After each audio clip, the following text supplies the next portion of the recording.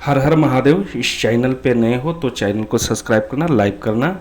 आज का विषय है कि बाल पित्र नाराज हैं तो उनको कैसे शांत करें। क्योंकि बहुत ये भाई बहन का पता नहीं होता है कि जो बाल पित्र किसको बोलते हैं। तो बाल पित्र 3 महीना से लेके 11 मंथ तक जो कोई भी बच्चा अगर निधन हो जाता है तो उनको हम लोग बाल पित्र में की श्रेणी में डालते हैं। बाल पित्र एक ऐसे शक्ति हैं जो बड़ी ही प्रचंड शक्ति हैं, जिनको हम लोग कच्चा कलुआ पक्का कलुआ भी बोलते हैं। तो इनकी शक्ति बड़ी प्रचंड होती है, क्योंकि ये बाल होते हैं और बाल पित्र जो है बहुत ही ज़बरदस्त शक्ति के रूप में जाने जाते हैं। बहुत भाई बहन के घर में बहुत सारे परेशानी हो जाता है, लेकिन उनको मालूम नहीं होता है कि बाल पित्र का निधन होने की वजह से हमारे घर में बहुत सारे प्रॉब्लम आ रहे हैं।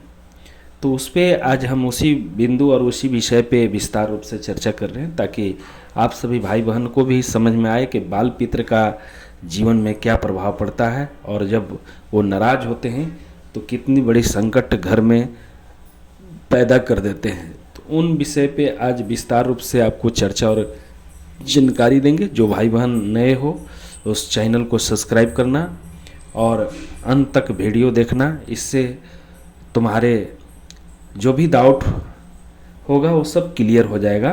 तो आप इस वीडियो में बने रहना, क्योंकि बाल पित्र जो होते हैं वो उनकी छाया आपके घर पर बना रहता है, क्योंकि वो आपके अंश थे और आपके यहाँ से गए। तब उनको शांत करने का उपाय क्या हो सकता है?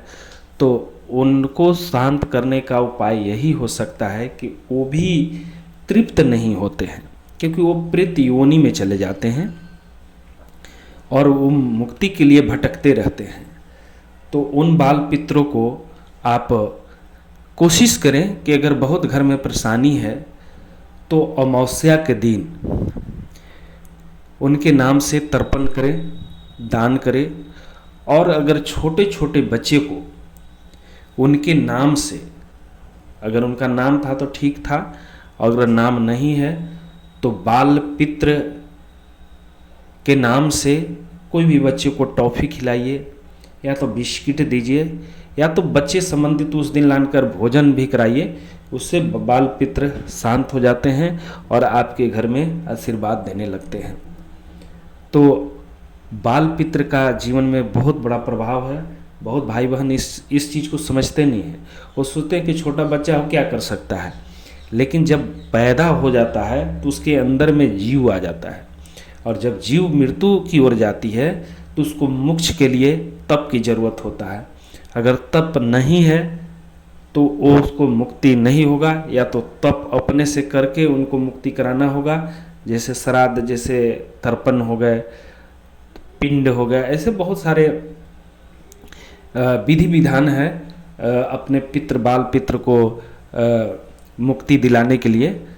तो खासकर अमावस्या के दिन बाल पित्र के नाम से हवन यज्ञ भी आप करा सकते हैं, जिससे हवन से भी वो शांत होते हैं। हवन में जो सामग्री डाली जाती है उससे हमारे पितृ लोग बड़ी तृप्त होते हैं, हमारे कुलदेवी कुलदेवता बड़ी तृप्त होते हैं, क्योंकि उन लोग के लिए भोजन वही है, आहुति जो दी जाती है वो भोजन ही होता है।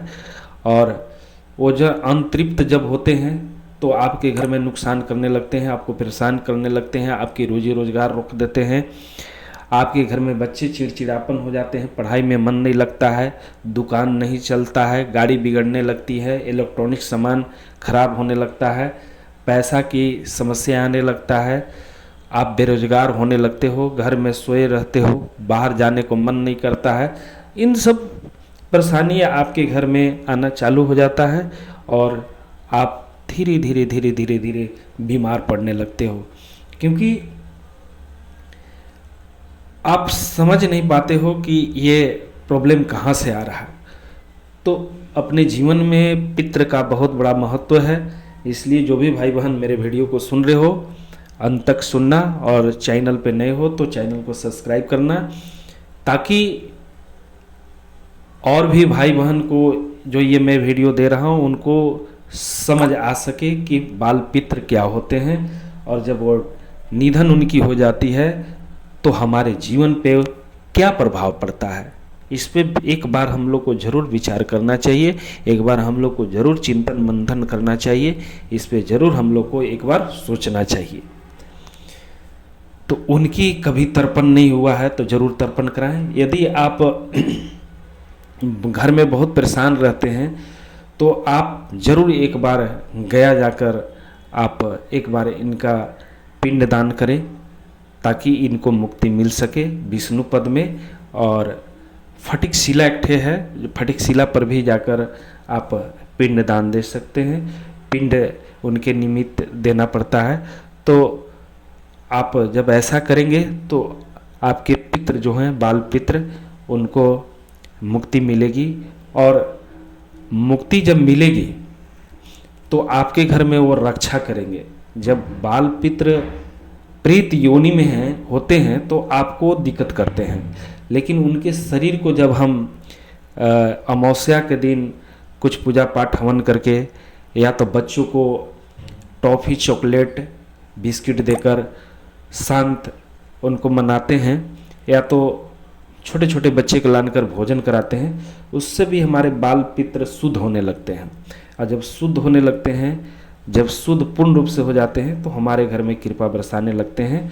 तो इस पे हम लोग को विशेष ख्याल रखना चाहिए, क्योंकि बहुत भाई बहन को जानकारी की घोर अभाव है, इसलिए वो बहुत कुछ नहीं कर पाते हैं, क्योंकि जानकारी नहीं है। तो इसीलिए मैं वीडियो बनाता हूं, ताकि एक एक चीज़, बारीकी चीज़ हम अपने भाई बहन को दें, और हमारे भाई बहन उस वीडियो को लेकर और सुनकर अपने घर की हर समस्या को बड़ी आसानी से दूर कर सके। इस चैनल पे जो भी नए हैं उनसे आग्रह है कि चैनल को सब्सक्राइब करना और 2 4 5 लोगों तक ज़रूर शेयर करना। शेयर करने से ये होगा कि ये वीडियो जिन भाई बहनों तक पहुंचेगा, एक बार ज़रूर वो सोच के विचार करेंगे, उनके घर में भी परेशानी होता होगा, प्रॉब्लम होता होगा, नुकसान होता होगा। तो हो सकता है मेरे वीडियो से एक भी व्यक्ति के घर में परिवर्तन आए, तो मैं समझूंगा कि मैं जो वीडियो बना रहा हूँ ये निश्चित रूप से मैं एक अच्छा काम कर रहा हूँ। तो आज का विषय यही था। इस विषय बिंदु पे विशेष ख्याल रखते हुए, या तो अगर बाल पित्र बहुत नाराज हैं और प्रेत योनि में है, शुद्ध नहीं हैं, आपके घर में हमेशा दिक्कत आता है, आप हमेशा, अगर बाल पित्र का लक्षण भी मैं बता देता हूँ कि अगर कोई बाल पित्र से पीड़ित हैं तो उनके घर में क्या लक्षण दिखाई देंगे। अगर आप स्वप्न में आप देखेंगे कि कोई बच्चा को दूध पिला रहा है, या तो बच्चा का नहला रहा है, या तो बच्चा आपके घर में हंस रहा है, या तो बच्चा आपके घर में कूद रहा है, अगर ऐसा कोई भी सदस्य घर में देखें तो मान लेना है कि बाल पित्र आपके घर में प्रेत योनि में हैं, उनको शुद्ध करना चाहिए। बहुत बहुत धन्यवाद।